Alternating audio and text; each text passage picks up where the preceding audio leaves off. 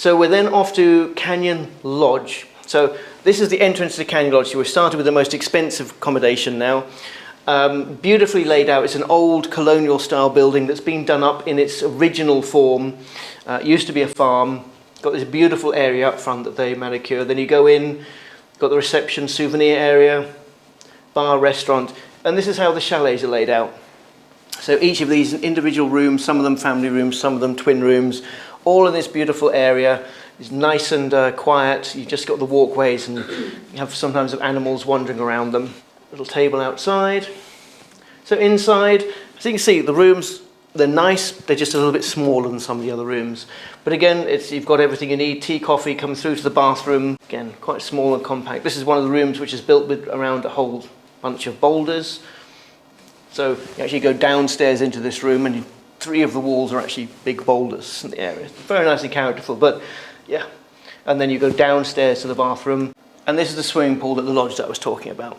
So it's a little bit beyond the accommodation. You've got this beautiful swimming pool raised up here, and it looks right out. And those mountains are the other side of Fish River Canyon. Sure. And there's somewhere in there is the canyon. But it's a beautiful view out, so that's actually very nice, especially on a hot afternoon. So the last one in the area is Canyon Lodge. Positives for Canyon Lodge. Free food. Free food in the afternoon. It's pretty. It's Gondwana, it's pretty. The service is really good. We're seeing a theme here, aren't we? Again, it's in a beautiful location. The rooms are very unique. Basically, it was Gondwana's, the guy who owns Gondwana, it was his first lodge that he built in Namibia. And he didn't have enough money to build an entire chalet, but he owned this plot of land. So he used the natural rocks that he found lying around and the boulders, and built rooms using the boulders as some of the walls of the chalets. And that's how he started. So they're very, very unique inside. They're very nice. And then he's grown from there. And he has 32 properties that he owns and manages in Namibia now. So he's a very hard-working guy. But he knows to deliver value. And that is what the Gondwana, you pay a little bit more, but you do get more value. Pretty and afternoon tea. I mean, you can't put a price on that, can you? It's like, they know how to get to us.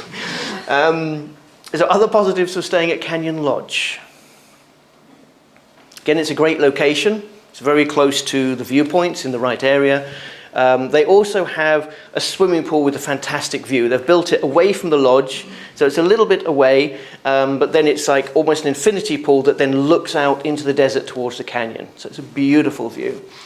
And the rooms are all dotted out from each other, so they're spaced out, they're not on top of each other or connected, but good twin rooms. But they're all separated out from each other amongst the boulders and rocks. So again, a positive and negative, because again, there's no cars in the resort. You park out the front under the solar panels, which provides shade for your vehicles, and then you walk into the reception where they have the bar, restaurant, the decking behind. Then you've got all the accommodations spread out between these boulder dolomites, and then it goes down to the swimming pool. So it's nice and quiet in the resort. So again, going from positives to negatives, there's no vehicles there. You can't park by your room. So again, you're taking your bags backwards and forwards, which again, if you're just doing a one-nighter, just becomes a bit of a schlep.